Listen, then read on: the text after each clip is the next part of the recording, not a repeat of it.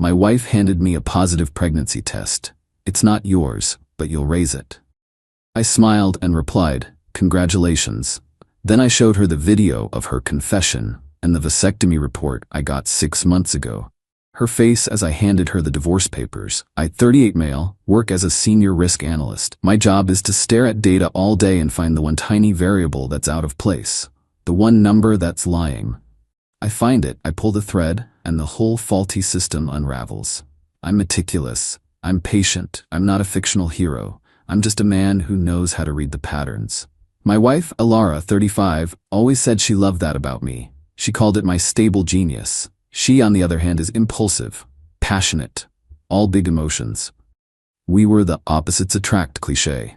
We've been married for 7 years, no kids, a decision she was always very, very clear on. She didn't want to ruin her body or give up her freedom. I was fine with that. About a year ago, I started noticing a new pattern. Her work husband, Reed, a new guy in her marketing department, late-night project deadlines, dinners with the team that I was never invited to, the scent of a cologne that wasn't mine on her jacket. It was just data. I didn't get angry. I got methodical. 6 months ago, I did something. I told Alara I was considering a vasectomy, just to be extra safe, since we were so sure about no kids. She was thrilled. Yes, darling. Perfect. Take control. So I went and had the procedure. I just never told her when the appointment was, or that I'd already gone and been cleared. I let her believe it was just a future plan. I also installed a small voice-activated audio recorder in her car. Our state is a one-party consent state. I am that one party. For 6 months, I've just been gathering data, listening to her calls with her best friend, Alyssa, listening to her and Reed, waiting. I knew it was coming. I just didn't know how. Then, last night, it happened. She walked into my study. I was reviewing a file. She didn't look nervous. She looked smug, triumphant. Victor, she said, her voice dripping with false concern. We need to talk. She slid a positive pregnancy test onto my desk, right on top of a quarterly risk report. I looked at it. I looked at her. I played my part. Wow, I said. That's unexpected. Isn't it? She said, her smile widening. We're pregnant. I leaned back. Alara, we haven't been intimate in almost 3 months. I've been busy with work. Her smile didn't falter. She was ready for this. I know, honey, she said, leaning on the desk. And that's the thing. I need to be honest, it's not yours. She let that hang in the air. This was her big move. It's Reed's, she said, as if discussing the weather. I know this is a shock, but my feelings for him, it doesn't matter. What matters is us. I just stared, waiting for the rest of the data. I'm not leaving you, Victor. Don't be silly. She laughed, a light, airy sound. I'm not giving up this house. I'm not giving up my life. Reed can't give me this. She gestured around my study, my house, the one I bought and paid for 5 years before I ever met her. So, you'll raise it, she stated. You'll be the father, it'll be our baby, and we will never ever speak of Reed again. It's the only logical solution, you'll see. There it was, the entire faulty system, laid bare. I smiled, a small, tight smile. Congratulations, I said. Her smugness faltered, just a fraction. She was expecting yelling, tears, begging. That's it? She asked. Congratulations? Yes, I said. You've run quite the scenario, but you've missed a few variables. I swiveled in my chair and opened the bottom drawer of my desk. I pulled out a large brown manila envelope. My dossier. What's that? She asked, her voice suddenly tight. I slid out the first paper. This, I said, is my vasectomy report, from 6 months ago. The follow-up test confirms a 0 sperm count. I am, as they say, shooting blanks. Her face went from pale to a sickly, greenish white. The blood just left. You lied to me, she whispered. I omitted a timeline. Yes, you seemed so happy with the idea of it, I didn't want to rush you. I slid out the second item, a small black USB drive. And this, I said, is from your car. My favorite is the 45-minute call with Alyssa from last Tuesday, the one where you planned this entire conversation. Your exact words were, he's too weak to leave. He'll just accept it. He's a born provider, not a fighter. Her eyes were wide with panic. You spied on me. That's illegal. You can't. One-party consent, Alara. I'm the one party. It's perfectly admissible. And finally, I said, sliding out the thick stack of papers I'd had my lawyer Kira draw up 3 months ago. These, divorce papers, adultery, fraud, already signed and notarized by me. I stood up and walked around the desk. I handed her the entire envelope. My lawyer will be serving you officially tomorrow morning. You are not on the deed to this house. You are not on the mortgage. You are a guest, and your stay is over. You have 48 hours to schedule a time to retrieve your personal belongings. She didn't faint. She didn't cry. She imploded. You bastard, she shrieked, throwing the papers at me. You tricked me. You set me up. You knew. You set yourself up, I said, picking up the vasectomy report. You just miscalculated the risk. I am pregnant. You can't do this. You can't throw a pregnant woman out. I'll tell everyone. You should probably tell Reed. He's the father. After all, he needs to prepare. You're going to need his help. She stared at me, her chest heaving. She finally saw the man she'd married, the one who pulls the thread. I am not leaving, she hissed. This is my house. I'll see you in hell. You'll see me in court, I replied. I opened my study door. Get out.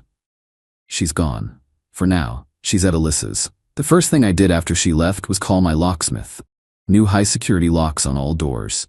New codes on the garage and the security system. Then I called Kira. It's done. She knows. Execute the plan. I'm sitting in my study. It's quiet. I'm out the cost of a locksmith and about to be out tens of thousands in legal fees. But the faulty system is unraveling, and I'm just waiting. Update 1. It's been 2 weeks. The shock and awe phase from Alara has morphed into a full-blown entitlement offensive. I'm not a sociopath anymore, her word via text. I'm now a financial terrorist. It's creative. First, the legal salvo. Kira, my lawyer, is a shark who wears pearls. She had Alara officially served at 8 a.m. the next morning as promised. Alara responded by hiring the sleaziest, most billboard-famous divorce lawyer in the area, a guy named Mr. Finch. Finch's first letter was a masterpiece of legal fiction. It demanded immediate exclusive use of the marital home, my premarital solely owned house, an emergency spousal support payment of $15,000 per month, that I pay his $20,000 retainer, that all illegal surveillance, the legal audio from my car, be destroyed, and that I pay $100,000 in punitive damages for emotional distress. Kira's response was, in her words, a polite get stuffed. She attached the deed, title, and mortgage origination documents for my house, all dated 5 years before the marriage. Miss is a tenant at will who has been given notice. She attached my vasectomy report. She attached a notarized transcript of the audio, highlighting the part where Alara and Alyssa planned to defraud me by committing paternity fraud. She informed Mr. Finch that our state is one-party consent, and his client's emotional distress was a consequence of her own conspiracy. She counteroffered. Alara gets nothing but her personal belongings, and she has 24 hours to schedule a civil standby. This, apparently, was not the answer Alara wanted. The dirty tricks and the police. This is where it gets predictable, but still so aggravating. Last Friday night, 10 p.m., pounding on my front door. Not a polite knock, a bam bam bam. I checked my new security camera feed. It was Alara, her friend Alyssa, and her father Barnaby. Barnaby is a big, red-faced man who sells HVAC systems and thinks he's a street brawler. I spoke through the doorbell camera. This is a private residence. Please leave. Victor, you son of a... Barnaby yelled, his face purple. You open this door right now. You can't just throw my daughter out. I'm not, I said calmly. I'm divorcing her. This is my house. She's welcome to schedule a retrieval of her things through her lawyer. She is pregnant. This was Alyssa, shrieking from the lawn. You're throwing a pregnant woman onto the street. What kind of monster are you? The kind who won't be paying for his wife's affair with Reed, I said. She's pregnant with his child. She can go live with him. There was a pause. A beautiful, confused pause. Alara, he's lying. He's abusive. He's holding my things hostage. Barnaby started kicking the door. I'm going to break it down, Victor. I'll break your jaw. I'm calling the police, I said. You are on camera attempting to break and enter and making threats of violence. I called 911. The police arrived in 5 minutes. Alara, of course, burst into tears the second she saw them. The woman as victim switch was flipped. Officers, thank God, she wailed. My husband, he's having some kind of breakdown. He locked me out. I'm pregnant. He's not stable. He stole all my things. 2 officers, one older, one younger. The older one, Officer Diaz, looked bone-tired. "Sir," he said to me through the still-closed door, "we have a report of a domestic dispute, an illegal eviction. You need to open the door." "Good evening, officers," I said, opening the door just a crack with the chain still on. "There is no dispute. This is my home, purchased in 2015. I held up my phone, showing them the deed's front page, clearly in my name. My wife and I are separating due to her infidelity. She has already retained counsel, a Mr. Finch. My lawyer is Kira, last name. This is a civil matter. Her father, Mr. Barnaby, last name there, has just attempted to kick in my door and threatened me with violence. You can check my camera footage." Officer Diaz just sighed. He looked at Barnaby, then at Alara. "Ma'am," he said, "is your name on the deed to this house?" "Well, no, but it's our house. We've been married for 7 years. My things are in there. My clothes, my family heirlooms. He's holding them." "Sir, you have to let her retrieve her property," the younger officer said. "I am more than willing to, officer," I said. "My lawyer has offered a formal civil standby. They refused it. I am not letting 3 people, one of whom has threatened me, into my home at 10 p.m. They can schedule it for tomorrow with a police escort. That is the legal and safe way to do this." Officer Diaz nodded. "Ma'am, he's right. This is a civil matter. We cannot force entry. You need to call your lawyer and schedule a time to get your property. And Mr. Barnaby," he said, turning to her father, "you threaten him again or kick that door and I'll take you in for attempted trespass. Go home. All of you." The look of pure, unadulterated rage on Alara's face was illuminating. This was not how her plan was supposed to go. She was supposed to be the victim. I was supposed to be the villain. The cops were supposed to fix it for her. She's now escalated. Finch filed an emergency motion this morning. He's claiming I'm unstable and destroying her priceless personal property and irreplaceable family heirlooms. This is a lie, a complete fabrication. She's trying to get a judge to grant her access. The hearing is set for next week. I'm looking forward to it, because I know exactly what heirloom she's talking about. And I have a file for that too. Owen Reed, the father? Alara's been calling him non-stop. I know because she's been, mistakenly, leaving me 2-minute-long pocket dial voicemails of her screaming at him. "You have to help me, Reed. He's kicking me out." "What do you mean? It's your problem. You're the father. Don't you dare hang up on me." It seems Reed was just a fun coworker, not a provider. The data's all coming in. Final update. It's been 3 weeks. The divorce is not finalized, but the war is effectively over. I won. But winning in this context is just surviving with your assets mostly intact. The hearing. We all gathered in a sterile, beige-colored family court hearing room. Me, Kira, Alara, Mr. Finch. Alara was wearing a drab gray dress, clearly trying to look downtrodden and pregnant. It wasn't working, she just looked sour. Finch started. He was slick. "Your Honor, we are here on an emergency basis. My client, Miss That, Alara's last name, a pregnant woman, has been unlawfully evicted by her unstable husband." He gestured at me. "He is currently holding her priceless, irreplaceable personal property hostage. We are asking for immediate exclusive access to the home to retrieve these items." The judge, a no-nonsense woman in her 50s, looked over her glasses. "Unstable? On what grounds?" He has been spying on her, Your Honor. He's paranoid, and he's threatened to destroy her things." Alara put in, her voice cracking perfectly. "What things specifically?" the judge asked, looking at Finch. A collection of antique illustrated books, Your Honor," Finch said, checking his notes. "Bequeathed to her by her great-aunt. They are of immense sentimental and financial value." I almost smiled. Kira stood up. "Your Honor, this is a complete fabrication. My client, Mr. Victor's last name, is a medical historian and a known collector of antique medical texts. The collection Mr. Finch is referring to belongs to my client. We have the itemized insurance appraisals, purchase receipts, and auction records right here, all in his name, all predating the marriage by at least a decade." Kira, my shark, slid a new dossier across the table. Dossier Part 2. The judge started flipping through it. Mr. Finch's face went blank. "In fact, Your Honor," Kira continued, "it is my client who is the victim of theft. While Miss Alara's last name was packing to leave, the day before her pregnancy confrontation, she was recorded on my client's internal study camera." Alara's head snapped up. After discovering the external audio, my client took steps to protect his actual valuables. This camera footage shows Miss Ilara's name entering my client's safe, the code to which she apparently stole, and removing a 19th century surgical kit, an actual family heirloom belonging to my client's great-great-grandfather. Kira's voice was cold.